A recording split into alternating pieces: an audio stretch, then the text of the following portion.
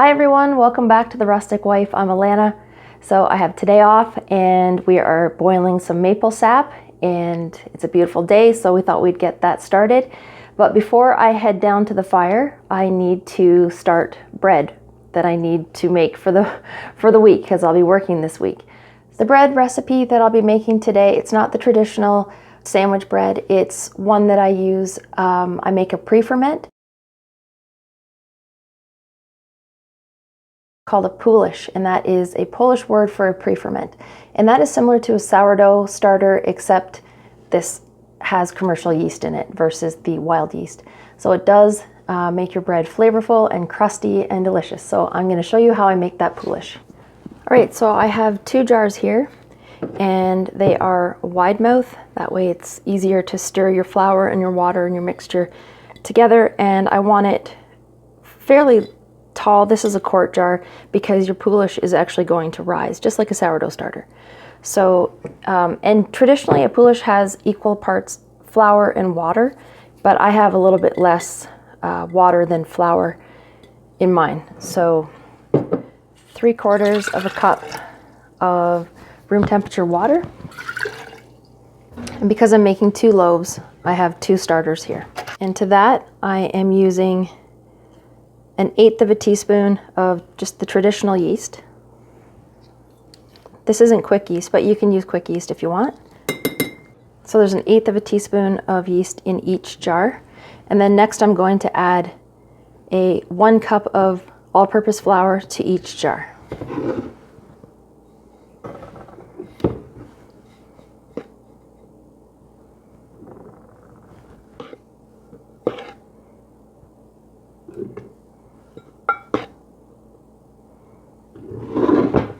Okay, so I have the flour, the yeast, and the water. I'm just going to mix that up. It's going to be fairly thick. See it there?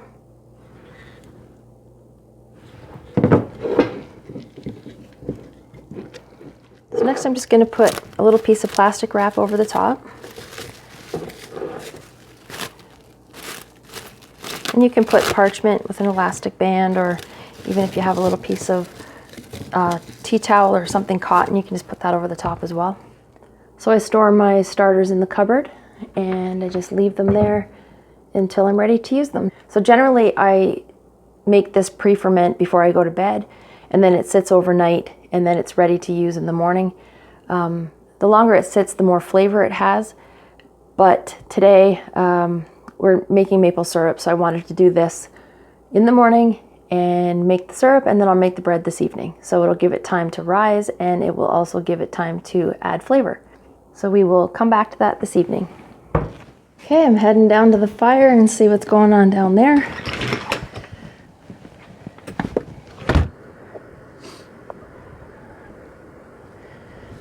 Got the fire going and the sap in there.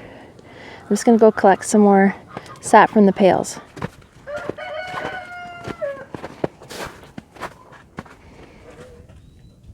Ooh, this one's full. Let's see this one. Yep. Sap's running nicely today. It's beautiful, it's sunny and mild. And last night was cold, so this is prime conditions for sap.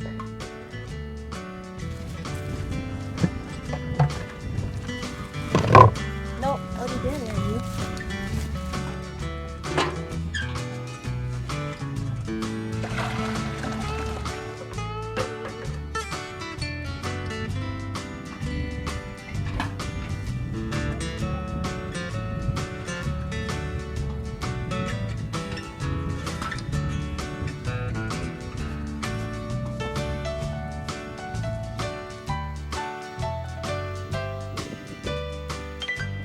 So we've got our fire going nicely and the sap's boiling away, and I wanted to post a link from last year when we did maple syrup. I did one video on how we tapped the maple trees and the supplies that you're going to need, and then we did another one on the process of boiling our sap and making maple syrup. And also I did a recipe for open fire fry bread, so that's also in that video, and I'll leave that link above here. Chief, Chief, leave the chickens alone. He always gets caught.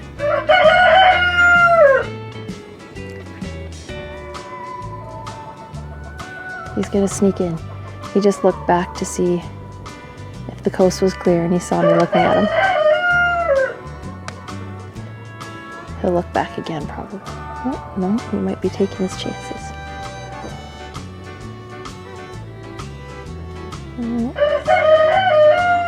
There he goes. Just quietly. There he is.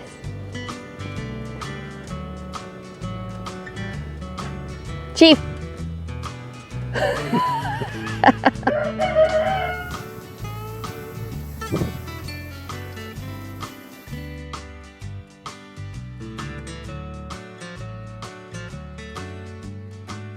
The wind really picked up this afternoon, but it's still nice to be outside, and our sap is almost boiled down.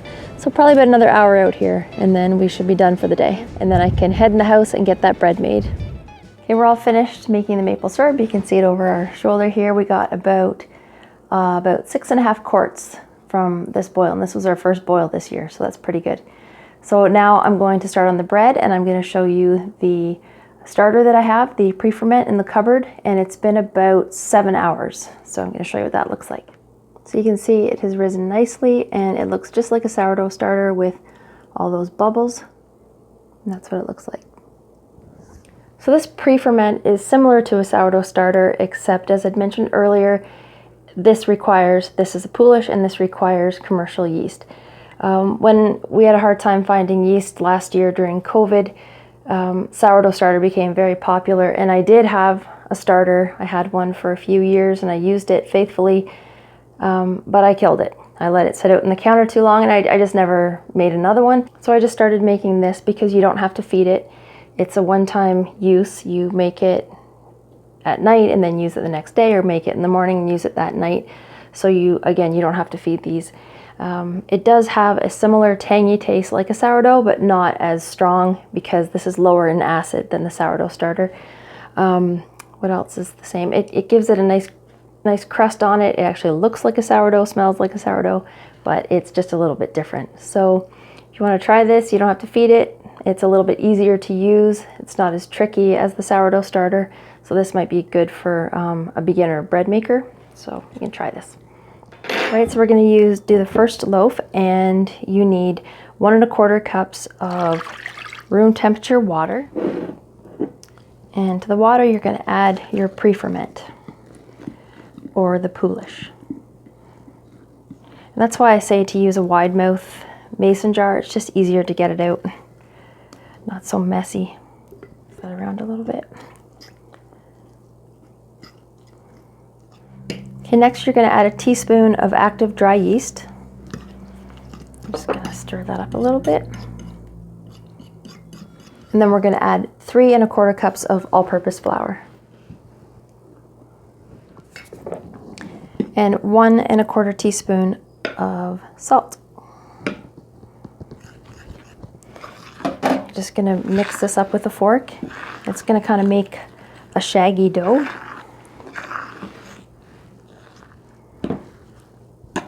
Okay, there, when it forms a ball and most of the flour has been incorporated into the dough, it just looks kind of shaggy like that.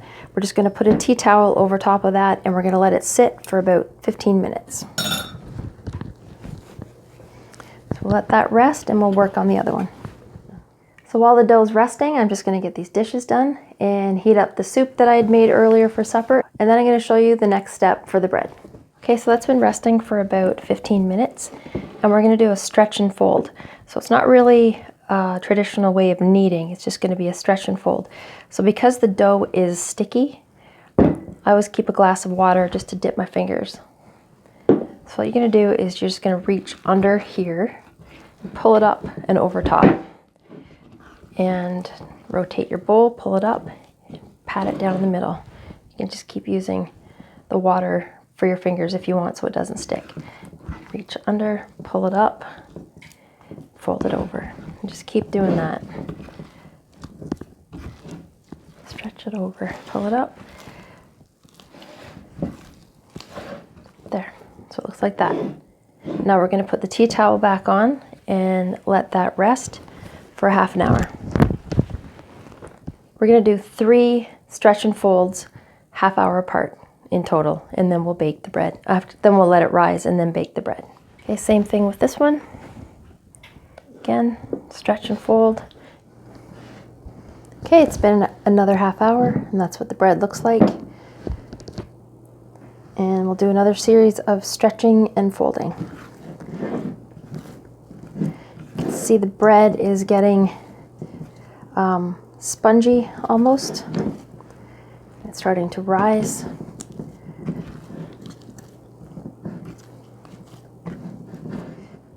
And now we'll leave that for another half hour again. So that is our second stretch and fold. We have one more to do.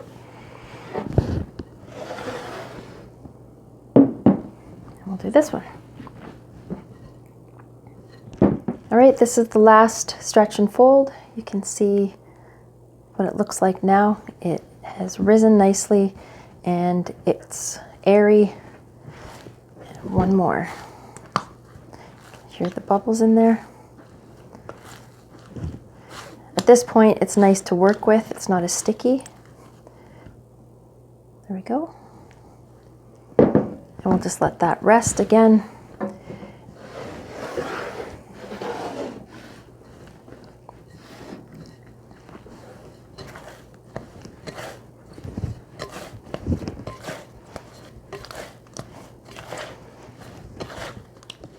There we go. And we'll just let that rest while I prepare the pans, and then we'll shape it and let the bread rise, and then we'll bake it. The next step, I'm going to show you how I shape these loaves of bread, and then I'm going to put them into my cast iron Dutch oven with a lid. And I have 2 of them, so I'm going to bake both of them at the same time. So I have one round one and an oval. So the first thing I'm going to do is I'm going to sprinkle some cornmeal in the bottom. That helps so that they don't stick. You can also put parchment paper in here, but I like the little added crunch that the cornmeal adds to it.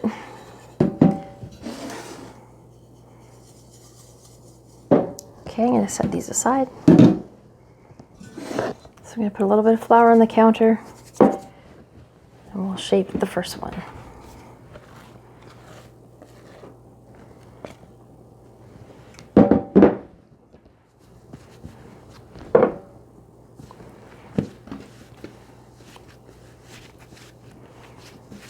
Now, I'm not a professional bread shaper by any stretch of the imagination. I just actually do it until I think it looks presentable or that it'll hold. Then I stick it in the pan.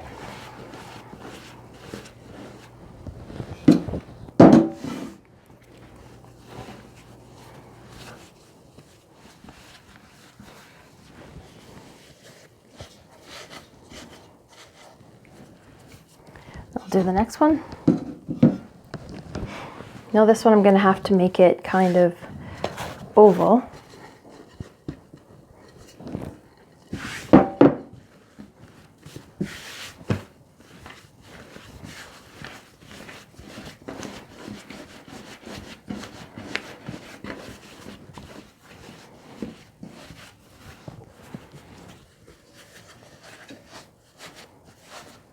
So I just use a razor blade.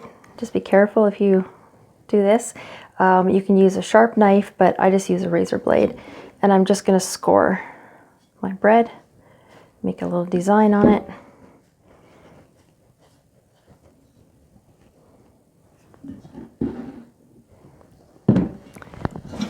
And the same with this one.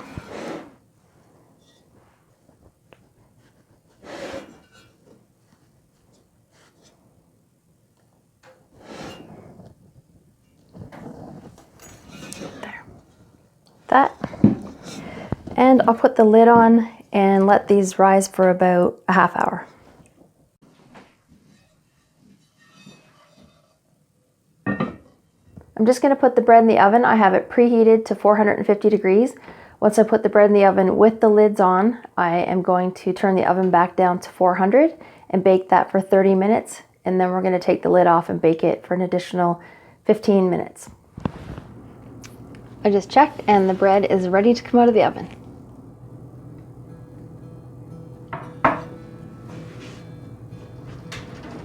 And I'm in my pajamas. It's been a long day.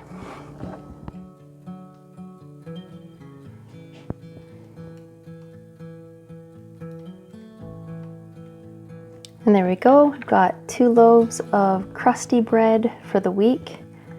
And we also got our maple syrup done. So it was a good day and I'm exhausted. The standing out in the wind and by the fire, it kind of makes you tired. So anyway, I'm glad you came along with me today. And if you enjoyed the video, please consider subscribing and I'll see you again next time.